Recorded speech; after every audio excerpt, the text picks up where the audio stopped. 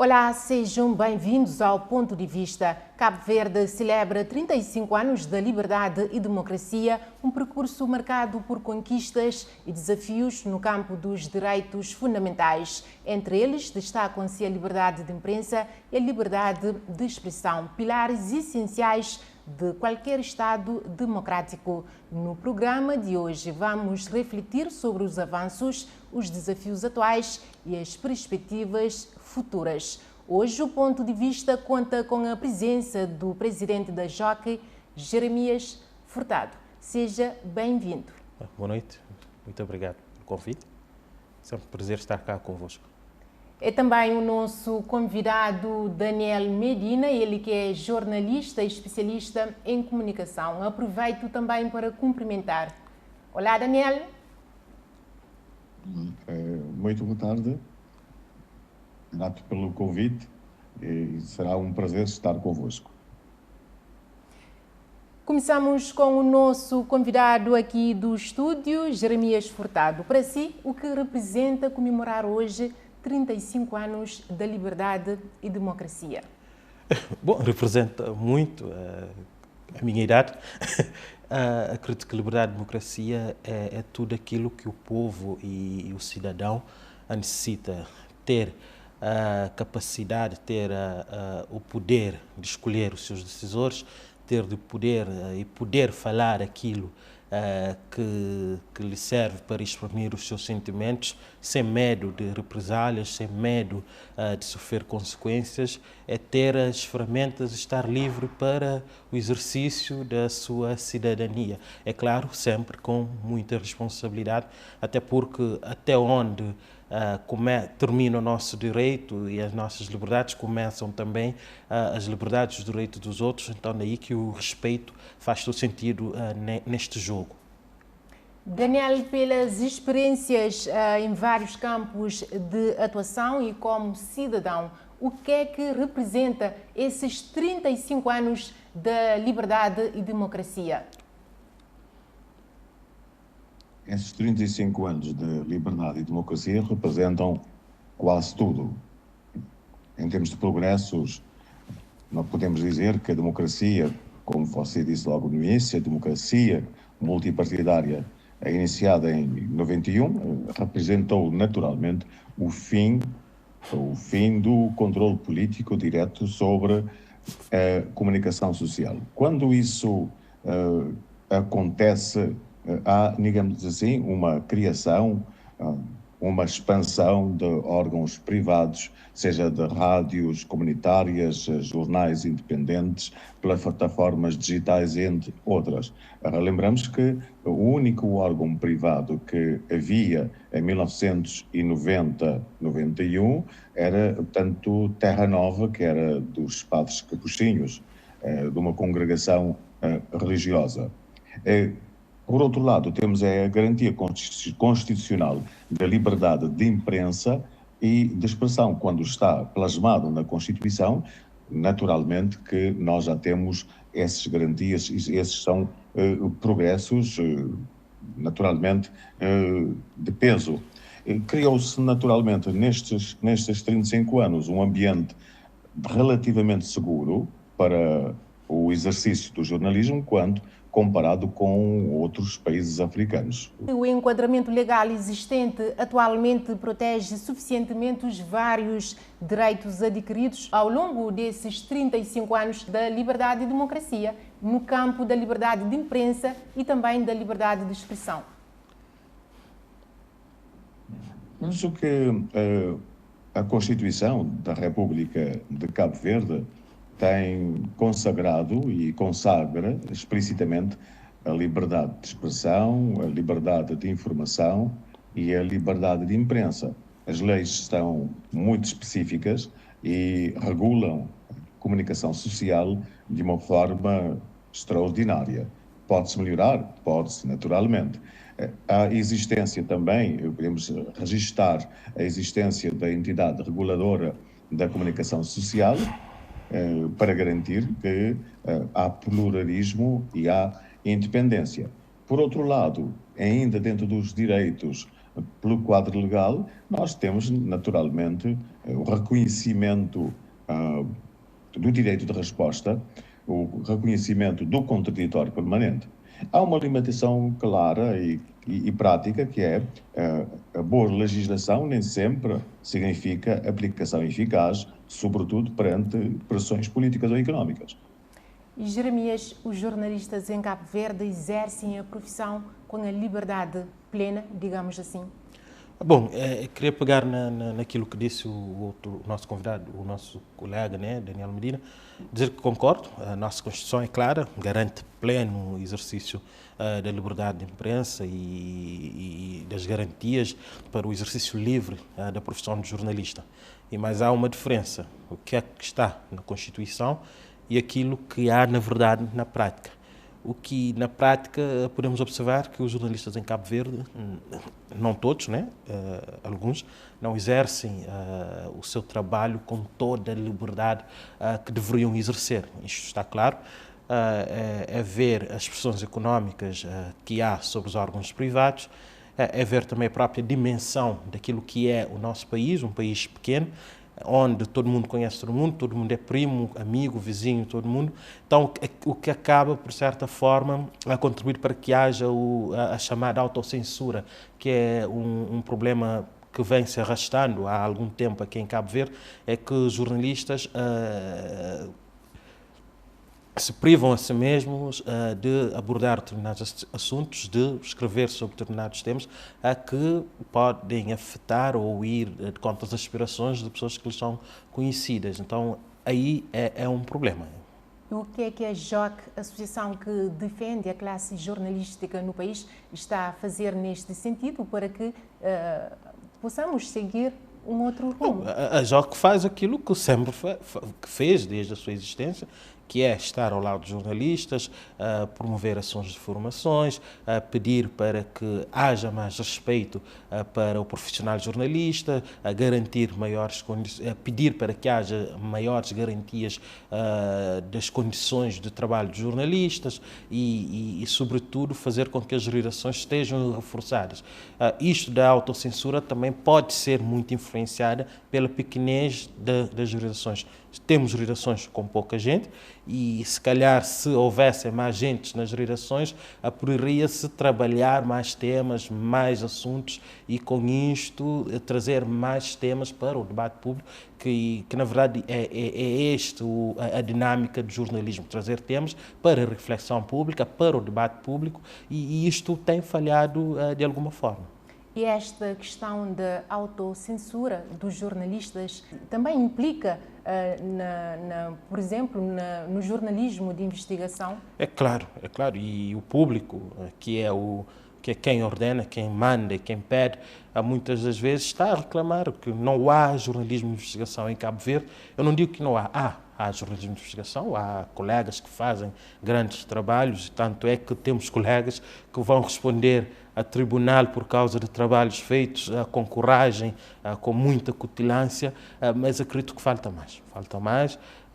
Falta fazer mais, falta trazer mais temas para o debate, colocar mais dedo na ferida e despolitar mais debates e públicos sobre assuntos que nos dizem respeito a todos.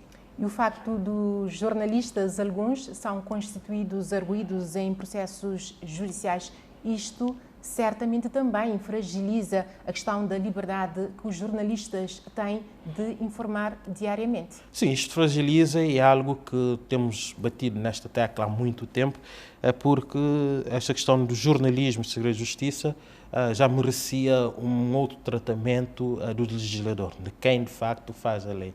E todos nós sabemos quem são as pessoas que podem trabalhar no sentido de haver a clarificação do processo Código Penal, nos artigos 112 e 113, em que diz uma coisa e no outro e o 113 diz outra coisa. Então há que ter esta clarificação e já defendemos em várias ocasiões que o legislador não pode continuar em cima do muro a assobiar para o lado enquanto temos jornalistas e a justiça a debaterem-se entre si sobre esta questão de segredo de justiça. Uns têm um entendimento, outros têm outro entendimento. Enquanto tivermos isso isso, quando não houver esta clarificação, continuamos nesse impasse. É preciso dizer, claro, jornalistas estão abrangidos pelo segredo de justiça ou jornalistas não estão abrangidos pelo segredo de justiça. Isso irá facilitar o trabalho de jornalistas. O que não fica bonito é termos jornalistas a abordarem temas que, de facto, são de interesse público, interessam à sociedade, e esses mesmos jornalistas são chamados ao Ministério Público para irem prestar contas, e isto fragiliza o jornalismo, porque um jovem jornalista, quando vê jornalistas que para ele é referência e para ele é um modelo a seguir, este jornalista vai responder ao Ministério Público, é exposto na praça pública, e o jovem que está a começar, como é que vai ficar? Vai ficar com medo. Não vai colocar o dedo na ferida, não vai trazer determinados temas com medo de também ir responder ao Ministério Público com ameaça, às vezes, de ir para a prisão. Não sei se vai. E, Daniel, qual é o seu entendimento acerca deste assunto, o segredo de justiça e a profissão que o jornalista exerce, que, de certo modo, acaba por limitar também o exercício do jornalismo na prática? O presidente da JOC já disse tudo de uma forma clara, lapidar. Posso acrescentar que existem, naturalmente, pressões, essas pressões políticas, pressões económicas, institucionais sobre os órgãos de comunicação social, existem de forma disfarçada, mas existem.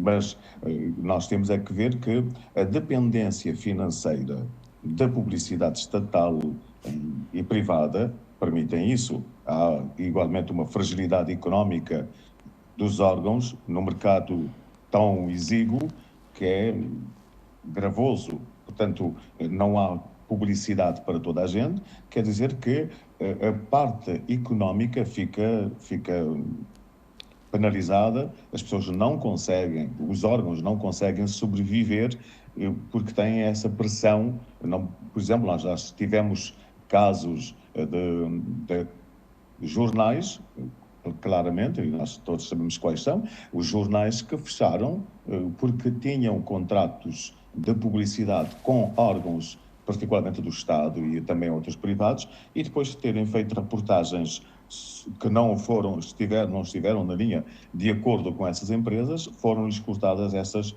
publicidades que ditaram o seu fechamento, o seu encerramento de portas.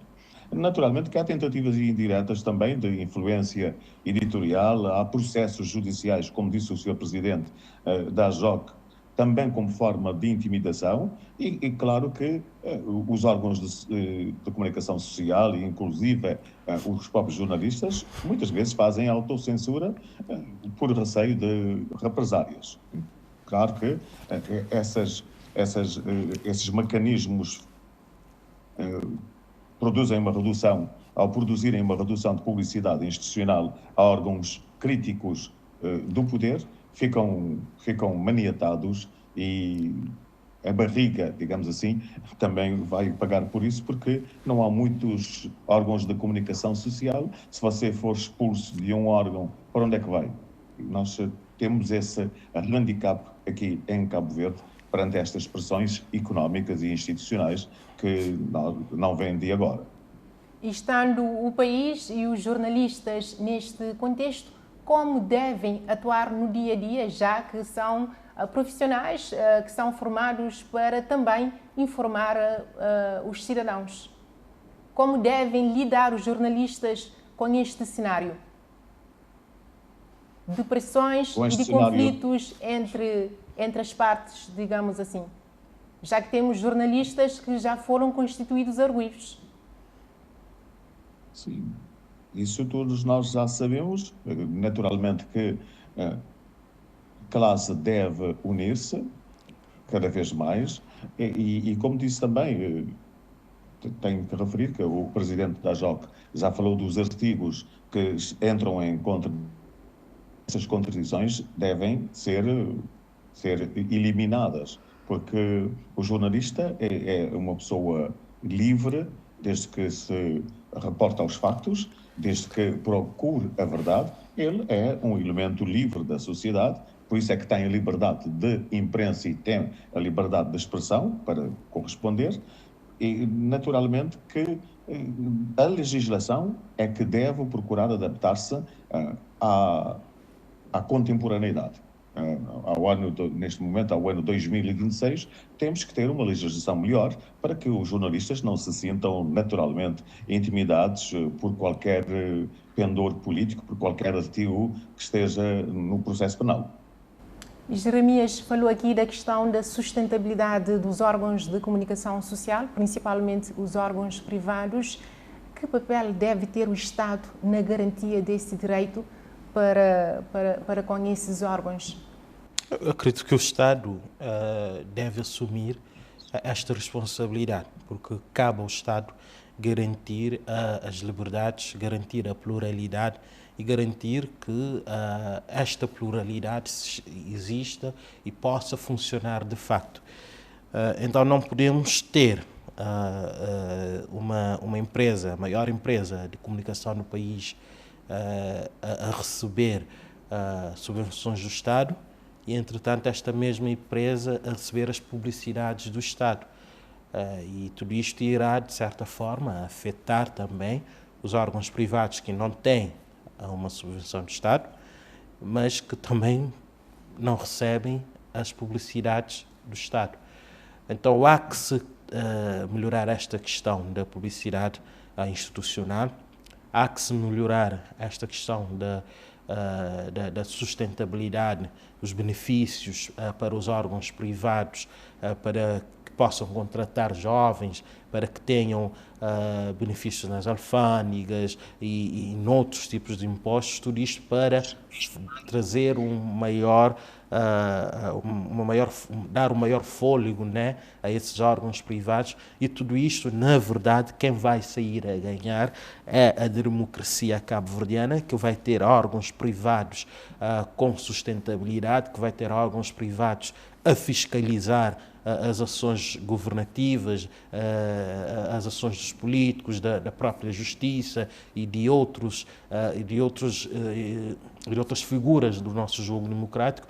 Então acredito que o Estado deve assumir para si esta questão da sustentabilidade dos órgãos privados, porque quem sai a ganhar de facto é a democracia cabo-verdiana, é Cabo Verde, é o povo cabo-verdiano que vai sair a ganhar, tendo órgãos privados com uma agenda própria, capaz de trazer assuntos que de facto interessam. Não que os assuntos que estejam a ser trazidos não interessam, mas a pluralidade, mais temas, mais debates, mais ações, e tudo isto não se faz sem a sustentabilidade dos órgãos privados. Isso ajuda a reforçar a nossa democracia. Sim, claro, certamente, porque temos órgãos privados fortes a trazer outras visões,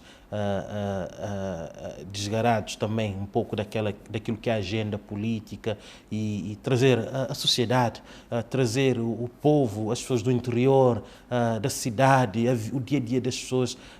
Creio que haverá mais temas para o debate e para a reflexão da própria sociedade. Daniel, na sua ótica, qual deveria ser o papel do Estado na garantia da sustentabilidade e também liberdade de imprensa aqui no país? Penso que o papel do Estado entra também nessa parte de ameaças à liberdade de imprensa em Cabo Verde, que é a fragilidade financeira dos mídias, as pressões políticas indiretas, a judicialização excessiva do próprio jornalismo, a crescente desinformação nas redes sociais, a desconfiança do público nos órgãos também tradicionais. Tudo isso vai fazer com que o jornalismo esteja em questão. Qual é o papel do Estado? Caso, por exemplo, nós temos que lutar jornalistas no sentido de forçar o Estado, porque o Estado muitas vezes não tem interesse em provocar mudanças substanciais neste aspecto. Então, o papel dos jornalistas na afirmação da própria liberdade de imprensa tem que defender a independência editorial ao lado do Estado, que tem que fazer esse esforço, tem que resistir também a pressões políticas e económicas, e o Estado tem que salvaguardar esta medida, cumprir rigorosamente a ética profissional e haver solidariedade profissional perante ataques à imprensa. O próprio Estado deve, não estou a falar do governo, estou a falar do Estado, deve ter solidariedade profissional perante ataques à imprensa. E, nesse aspecto, um exemplo é a recusa de alinhamento partidário explícito de qualquer órgão, de qualquer jornalista. Também o Estado deve também apontar esses pressupostos para que os mídias possam cumprir o seu dever. É esse o papel do Estado, no Estado democrático, com 35 anos deve fazer e com alguma urgência. Jeremias, o Daniel falou aqui da independência editorial. Pergunto como avalia esta questão nos meios de comunicação social que temos aqui no país? Bom, aqui no país, todos os órgãos de comunicação, no seu manifesto editorial que publicam neste mês de janeiro, todos dizem ser independentes, que não têm uma linha partidária e por aí vai. Mas, na prática, vimos que há determinados órgãos de comunicação social que funcionam, em alguns casos, como assessoria de imprensa ou defensores de determinadas forças partidárias. Eu acredito que tudo isto contribui para o empobrecimento daquilo que é a credibilidade das pessoas no jornalismo cabo-verdiano. Acredito que é preciso uma reflexão neste aspecto, ou assumirmos aqui em Cabo Verde que há órgãos de comunicação social alinhados a determinadas forças partidárias, determinados pensamentos partidários, ou então, se são independentes, devem funcionar como órgãos independentes.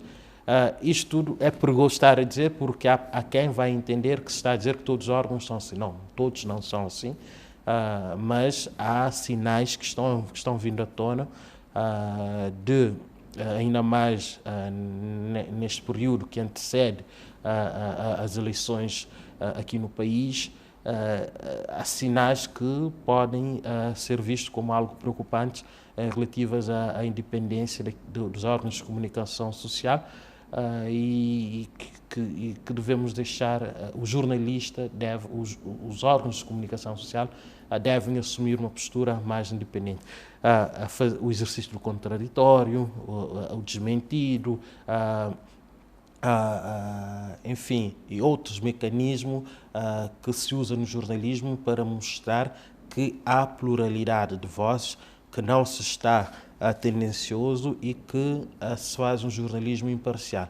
E há órgãos de comunicação social que estão a falhar com estes princípios básicos do bom jornalismo. E o que é necessário fazer para que haja uma mudança de atitude, se calhar, dos profissionais e dos próprios órgãos? Já se falou aqui da Autoridade Reguladora da Comunicação. Mais uma vez, temos que ir ao legislador, porque não podemos estar aqui a apontar o dedo à Autoridade Reguladora da Comunicação Social quando ela não tem mecanismo, não tem digamos assim, este poder conferido por lei para ter uma posição mais firme, que não fique à espera só das denúncias, mas que ela própria vá aos órgãos de comunicação social, chame os órgãos de comunicação social para prestar contas e, se for o caso, retirar as licenças de órgãos de comunicação que não estão a cumprir com os princípios básicos do jornalismo. Então, eu acredito que o legislador deve reforçar as competências da própria Autoridade Reguladora da Comunicação Social. Nós, os jornalistas, devemos também assumir o nosso papel e compreender compreender a nossa função na sociedade e saber que estamos a lidar com a formação da opinião pública e saber que o nosso comportamento e como trabalhamos poderemos influenciar de forma errada ou não aquilo que será as reações das pessoas, os comportamentos das pessoas na sociedade. Então o próprio jornalista também deverá refletir e compreender de facto o seu papel neste nosso jogo democrático, e a associação e as organizações das classes devem continuar a promover ações de formações, a estar perto dos jornalistas e tudo isto. Agora vamos entrar num período de eleições. Acredito que faz todo sentido ações de capacitação também feita pelos órgãos de comunicação social para munir os seus jornalistas. Nunca é demais capacitar, nunca é demais trazer outras vezes para a mente alguns ensinamentos que aprendemos lá no início da nossa profissão, para que possamos fazer de facto aquilo que é o nosso trabalho. E a JOC está próxima dos profissionais para ajudar a promover a liberdade de imprensa? A JOC sempre esteve próximo dos profissionais. A JOC é uma associação sindical aberta a todos os profissionais de comunicação social. É bom clarificar que não somos uma associação sindical só de jornalistas, né? Temos os equiparados, os nossos colegas operadores de câmeras, editores de imagens, fotógrafos e tal. A JOC está aberta. O que acontece é que muita gente tem lá os seus motivos de se afastar um pouco das associações sindicais, não só da JOC, mas isso acontece em todos os outros, todas as outras associações sindicais. Então, acredito que cada um deve refletir e nós, nesse caso, no jornalismo, os jornalistas devemos saber que temos interesses comuns e que só se estivermos todos unidos, conseguimos juntar as nossas vozes e lutar para aquilo que são, de facto, os nossos objetivos e as nossas aspirações. E as lutas pela classe não se ganham sozinhas, não se ganham nas redes sociais, não se ganham com discursos bonitos e por aí vai. Ganham-se com a junção, com muita coletividade, muita solidariedade para com os colegas e, sobretudo, muita união entre a classe. E é isto que devemos cultivar no seio da classe jornalística aqui em Cabo Verde. Ok, daremos seguimento à nossa conversa na segunda parte do Ponto de Vista. Por agora, saímos para um curto intervalo. Até já!